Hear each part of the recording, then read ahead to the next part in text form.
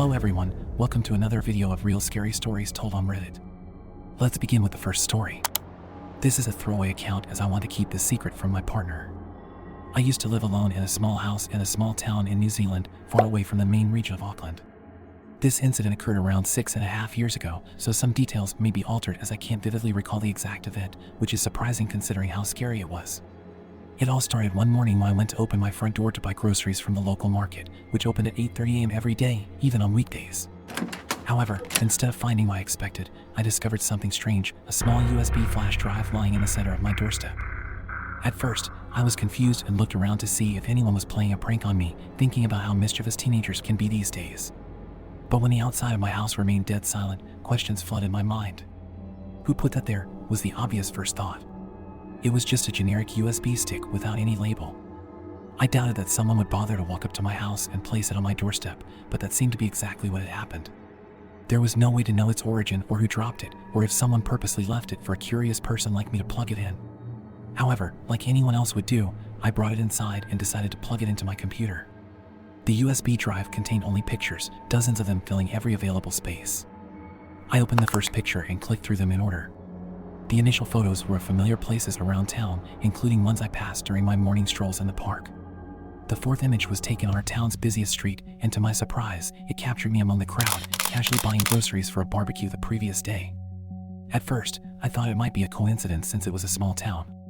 The fifth image, also from the same day, showed me again. The photographer was closer this time, uncomfortably close. I realized that whoever took these pictures of me, I hadn't noticed them at the time. The subsequent pictures showcased me in various locations around town. Then things took a chilling turn, a photo of my own house, taken during nighttime with the living room light on. I continued clicking through, encountering another image of my house, this time taken even closer. Through the living room window, I saw myself sitting on the couch, engrossed in my phone. Judging by my attire, the photo had been taken the previous night, shortly after I had showered. I had no idea someone had been outside, observing me. I clicked through more images, each capturing me inside my house, taken from just outside my window. It was unnerving to realize that despite the brightness inside and darkness outside, I couldn't see the person watching me, yet they had a clear view of me.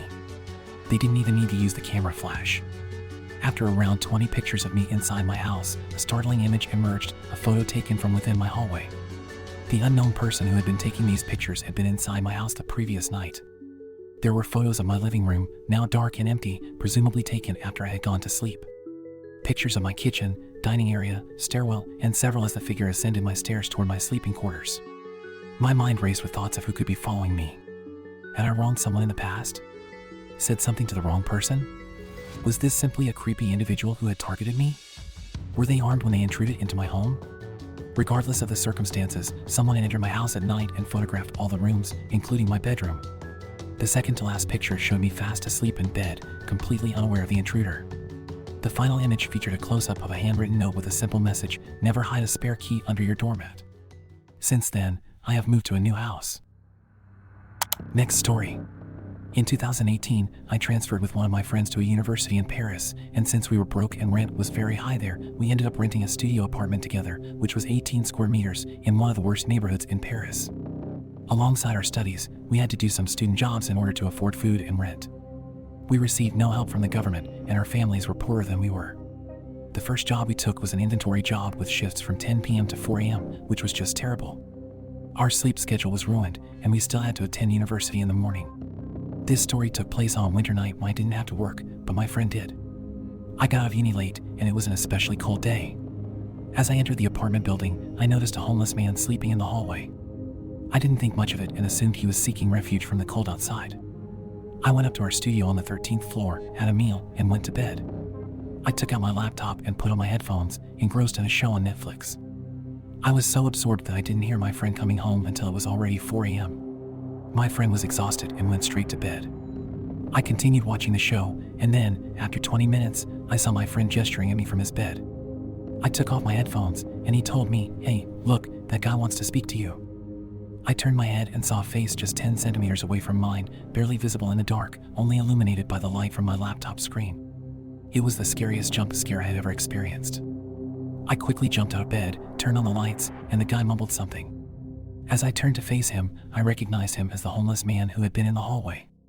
I asked him why the hell he was there and how he had entered. He kept saying, sorry, I'll leave now. I told him that I would call the police, but he pleaded with me not to. At that point, I realized he posed no threat, so I asked him if he had taken anything from the apartment. He said no and emptied his jean pockets to show me he had nothing. I told him to get out, and he complied. I locked the door behind him. I turned back to my friend, who was still in bed, and he asked, is he gone? I replied, yeah, and he said, okay, good night, before going back to sleep. As if nothing had happened, I returned to my Netflix show.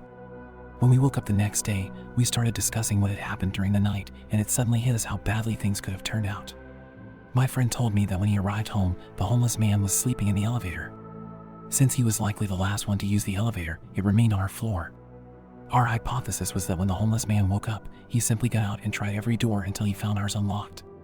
My friend, being exhausted, had forgotten to lock it. My friend informed me that he saw a shadow gesturing at me from his bed, but since he was in that half-awake, half-asleep state, it took him a while to realize that a stranger was in our apartment. When he did realize it, he gestured at me to wake up. We were fortunate that the intruder meant no harm. He could have attacked us or robbed us. After that incident, we stayed for 5 more months and then moved out of that neighborhood. Story 3. This is a true story about what happened to me. I live in a small village near Tunbridge Wells in Kent, England. On one side of our village, there is a vast forest with areas that are densely wooded and other parts that are large clearings. I often go for walks there on weekends as it is a peaceful and soothing place for me. However, that changed last weekend. It was a Sunday afternoon, and I was following my usual route through the woods when I stumbled upon a scattered collection of paper in a specific area. Since there was no breeze, the papers hadn't been blown away. There must have been around 50 pieces, all bearing the same phrase, bringing you the laugh. I didn't think much of it and took a photo as a joke. I continued walking, and after 5 minutes, I encountered another pile of papers, all with the same phrase, bringing you the laugh. I took another picture and decided I would report it to the non-emergency number when I got home.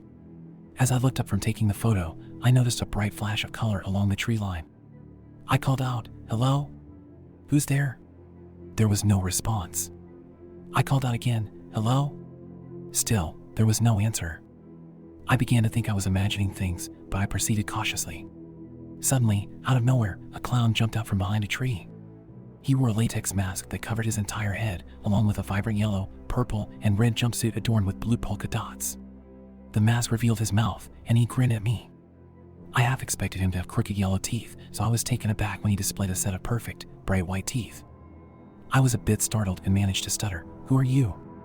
He giggled and replied in a sing-song voice, "I'm Honky the Clown. I'm your best friend." He bombarded me with questions about where I lived, my name, and whether I locked my doors at night. Annoyed by his persistent inquiries, I firmly stated, "This isn't funny.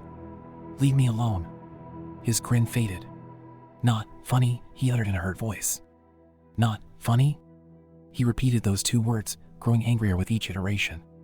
After the 5th repetition, he was practically seething with rage. Suddenly, he pulled a kitchen knife from his back pocket and lunged at me. I managed to dodge out of the way, but not quickly enough. I didn't see him cut me, but when I glanced at my arm, I noticed a long, thin line with blood seeping from it. I let out a yelp, took one last look at him, and sprinted away. I didn't know where I was going, I just wanted to escape. Nothing else happened after that. I ran out of the woods, back home, and immediately called the police. I had completely forgotten about my arm, which was covered in blood by the time the police arrived at my house. They called for an ambulance, and I led them to the spot where the clown had been, but he was gone, along with the papers. I haven't seen him since. Now, a week later, I feel safe enough to share this story. The police conducted an investigation for a few days, asking a few questions, but by Wednesday, they were gone. I still find myself glancing over my shoulder, as if the clown will be there, watching me, holding a knife. I grew up as a middle child, with older and younger siblings. Our house was situated on a road that was like a small community within a larger community. Everyone on that road had at least 2 generations, if not more, living there. My family, in particular, had a 4-generation history on that property. Despite this, I often felt lonely. I was too young to hang out with the older kids and too old to enjoy playing with building blocks alongside the younger ones. The neighborhood kids were in a similar predicament. There was only one boy my age, but his story is for another time. When I was around 6 or 7 years old, I have a memory of playing in the woods behind my house with an older man. There was an old shed located deep in the woods, a little distance away from my home, and that's where we would meet. We would sit, talk, and play games. Since I didn't have anyone else who wanted to play with me, this man was appealing. He was older, looked like a hard worker, wore farm clothes, and was always dirty. We would chat for a while, and then he would tell me it was time to go back to my mama. He would walk with me to the edge of the woods, turn around, take a few steps, and by the time I turned to look, he would be gone. This continued for about a year. Then, like a gift with ADHD, I forgot about it. I was old enough to start school and had friends, so I pushed the memory aside and moved on from my friend in the woods. When I was 15, my mom and I were going through old pictures, and I came across one that featured the man I had played with all those years ago. I asked my mother who he was, and she told me he was my great-grandfather's farmhand. Confused, I questioned how that could be possible because I distinctly remembered him from my childhood. Of course, I wasn't about to admit I had been playing in the woods when I wasn't supposed to. I explained that my great-grandfather had died 18 years before I was born. My mother's face took on a strange expression, and she told me, no, you couldn't have known him because he was dead even before my grandmother was born. She then shared that my great-grandfather had been killed in a farming accident while baling hay. He got caught in the baler and was pulled in, resulting in his death a couple of hours later in the old house. I was convinced that the man in the picture was the same man I had played with.